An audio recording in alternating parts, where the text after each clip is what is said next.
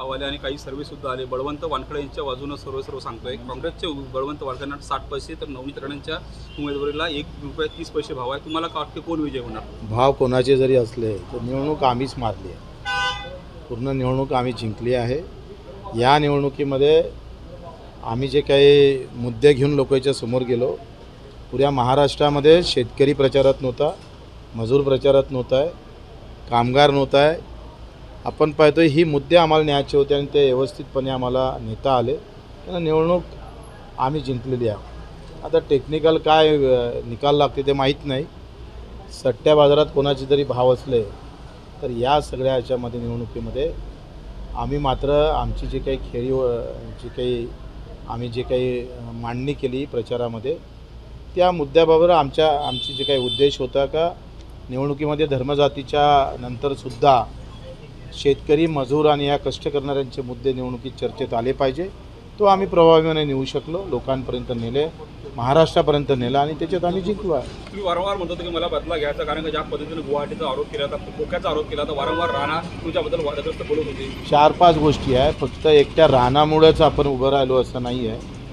एकतर आम्ही रंगपंचमीच्या वेळेस भिंत रंगवता आपण एक स्लोगन केलं होतं, निवडणूक आली आता मुद्द्यावर बोला.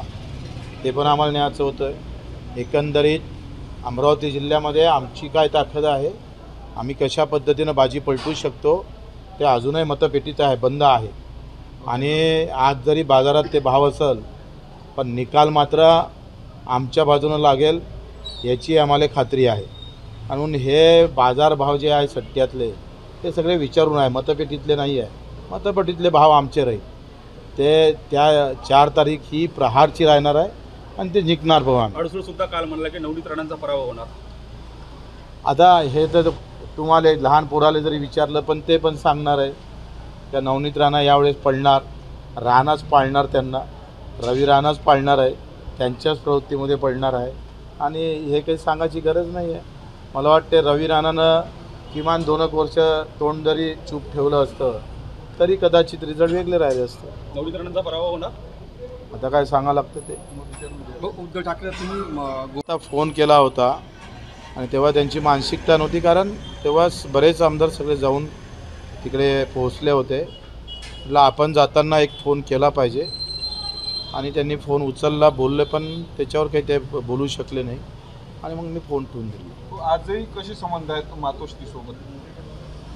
संबंध कसे आहे म्हणजे आमचे काही धुऱ्याचे भांडणं नाही आहे, घराचे भांडणं नाही आहे, राजकीय आहे. राजकारणात तुम्हाला माहीत आहे का या 5 वर्षात जर आपण पाहिलं तर एक कॉमन गोष्ट पाहिली, बाळासाहेब ठाकरेंचा फोटो सगळ्याच्या बॅनरवर होता.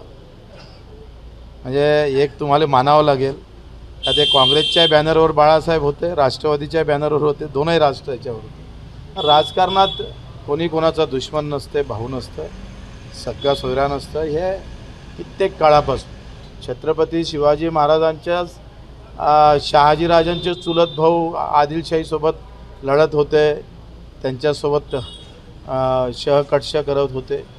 फार 300 त्याच्या अगोदर जर रामायण पाहिलं, महाभारत पाहिलं तर कोण कुठं आपण जर पाहिला तर राजकारण हा जनतेनं फार मनावर घ्यायची गोष्ट नाही आहे. जनतेनं मतदानाच्या वेळेस मनावर घेतलं पाहिजे.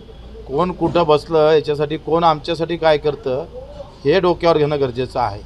नेमकं जनता ते विसरतं आणि कोण कुठं बसलं एवढं डोक्यात ठेवतं. मला वाटते आपल्यासाठी कोण चांगलं आहे, आपल्यासाठी कोण चांगलं करू शकतं, काय केलं म्हणजे आम्हाला आमची परिस्थिती सुधारणार हे पाहणं महत्त्वाचं. 4 तारखेनंतर काय परिस्थिती बदलू शकतं का राज्यातली, देशातली? कारण ज्या पद्धतीनं आता महाविकास आघाडीचं जागा वाढतील असं सांगितलं जातं सर्वेनुसार, त्यामुळं इकडले तिकडे होऊ शकतं काही. जर तर मध्ये बोलण्यात काही अर्थ नसते. पाऊस आला तर असतं तर आता काय झालं असतं, ऊन असती तर मग काय झालं असतं, याला काही अर्थ नाही आहे. हे तुमच्या सूत्राच्या बातम्यातून ह्या बातम्या देऊ शकता, आम्हाला द्यायची गरज नाही. एबीपी माझा, उघडा डोळे बघा नीट.